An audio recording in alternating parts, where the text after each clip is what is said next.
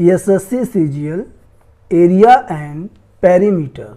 प्रश्न, एक त्रिभुजाकार मैदान की भुजाएं 360 मीटर, 480 मीटर और 600 मीटर हैं। इसका क्षेत्रफल एक वर्गाकार मैदान के क्षेत्रफल के बराबर है।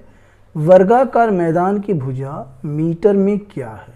ऑप्शंस: ए 120 √6, बी 120 √3, सी 160 √60, डी 160 √3।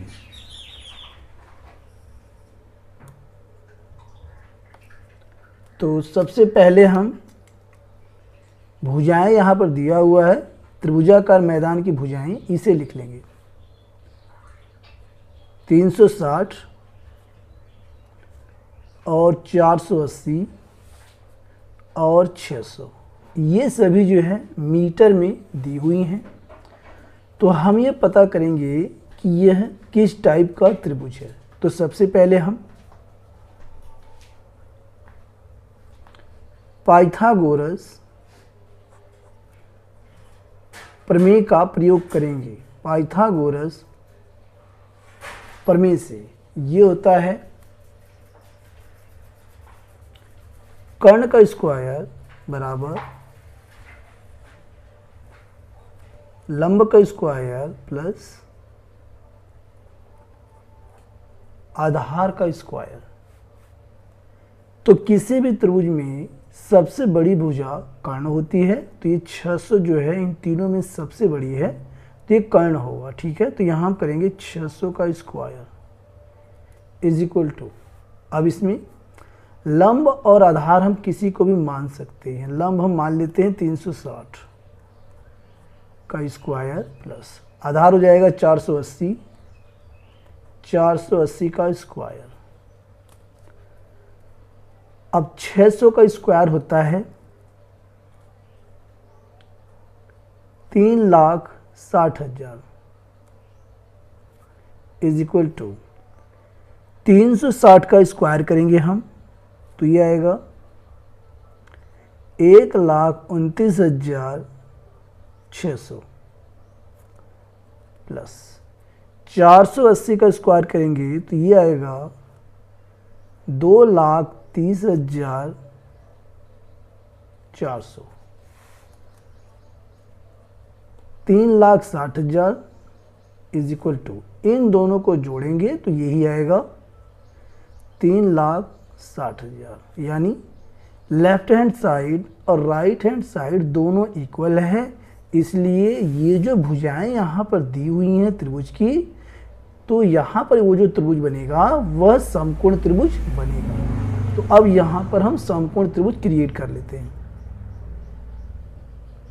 देखिए समकोण त्रिभुज इस प्रकार से होता है।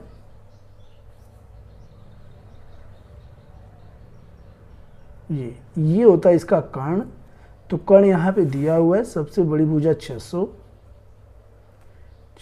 मीटर यहाँ लिखेंगे, और ये हमने लंबाई यानी ये हो जाएगी ऊंचाई, ये हमने माना 360, तो यहाँ लिख देंगे 360 मीटर, और ये आधार हो जाएगा हमारा 480 मीटर। और यहाँ पर प्रश्न में हमें दिया हुआ है, क्या दिया है कि इसका क्षेत्रफल, किसका? त्रिभुजाकार मैदान का क्षेत्रफल वर्गाकार मैदान के क्षेत्रफल के बराबर है। तो हम लिख सकते हैं वर्गाकार मैदान का क्षेत्रफल बराबर त्रिभुजाकार मैदान का क्षेत्रफल। तो वर्ग का क्षेत्रफल होता है भुजा का स्क्वायर इज इक्वल टू, और यहाँ पर ये जो त्रिभुजाकार आकृति है इसका क्षेत्रफल होगा 1/2 गुणा आधार और गुणा ऊंचाई, या इसे शीर्ष लंब भी कह सकते हैं। तो 1/2 गुणा आधार कितना है 480, ऊंचाई कितना है 360, तो 2 से इसे काट देंगे, 2 दूनी 4 और 2 चौका 8, यानी आ गया ये 240।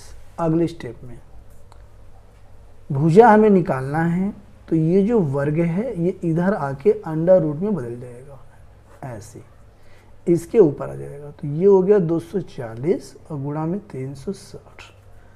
अब इसका हमने क्या करना है, वर्गमूल निकाल लेना है, ठीक है। तो इसका हम गुणनखंड कर लेते हैं। इसे हम कर सकते हैं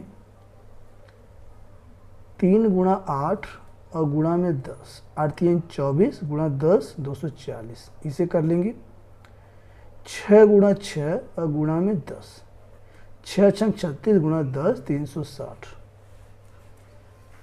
अगले स्टेप में अंडर रूट 3 गुणा 8 को हम लिख सकते हैं 2 गुणा 2 गुणा 2 गुणा 10 गुणा 6 गुणा 6 गुणा 10। तो यहाँ से हम क्या करेंगे, जोड़ा बना के हम बाहर निकाल सकते हैं। 2 का जोड़ा बन गया और यहाँ 6 का जोड़ा बन जाएगा और ये 10 का भी जोड़ा बन जाएगा। ये अंडर रूट से बाहर हो जाएगा। तो क्या आ गया, 2 यहाँ से, 10 यहाँ से और 6 यहाँ से आ गया। तो अंडर रूट के अंदर क्या बचा, ये बचा 3 और 2, यानी 3 दूनी 6। इनको हम गुणा कर लेते हैं, 6 दूनी 12 और 12 दहा में 120।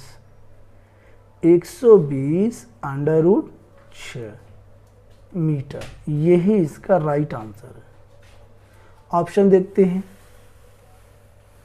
तो ऑप्शन में option A 120 under root 6 metre, यही इसका राइट ऑप्शन है।